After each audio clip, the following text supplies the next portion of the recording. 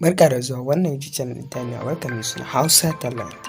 Ka danna alamar subscribe da kuma alamar ƙararrawa domin samun yadda ayyukanmu da zarar mun ɗora.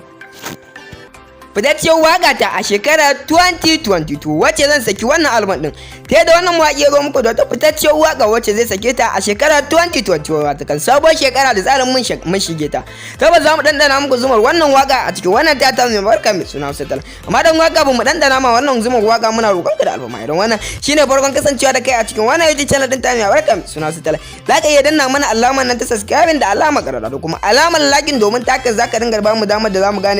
kana bibiye da mu akwai da yaushe a cikin wani yace channel din ta mai albarka mai suna Hausa Talent. Tabbas wannan mawaki yayi gaskiya domin ko inda ya saki waka masoyan suna bibiye da ita a kowane lokaci. Tabbas wannan mawaki zai saki album din 2022 amma muna shiga sabuwar shekara insha Allah zai saka muku wannan fitaccen album na 2021 mun tabbata da cewa a shekarar nan da muke ciki wato kan shekara 2021 tabbas mawakin ya saki wakoki wanda suke da mutukar daɗi a wannan shekara ta 2021. Tabbas wannan ma ya tantance a bashi a wata iri daban-daban domin koyi ran ku manta ba a wannan shekara dai wacce muke ciki shekarar 2021 na tabbatar da cewa ya saki wani album din nashi mai suna ne da ku da kuma lokaci. Tabbas album din nan ya mutukar nishadantar da masoyan kuma haka zalika masoyan sun so album din nan sosai. Haka zalika to ya ce ba zai kara wannan gangaci wai da cewa ba zai saki album da wuri ba to ta haka yazo muku da wani fitaccen album din shi mai suna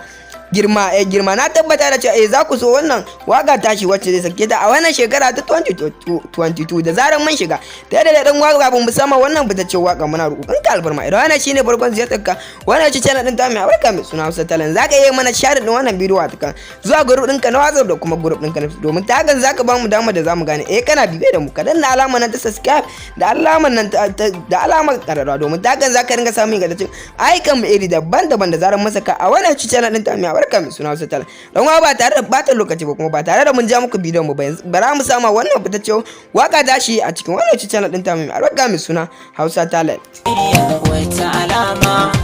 ta bayyana abin tsoro so da amana shine kai mana zaɓi Allah sabi ka amsa mai ilimin so.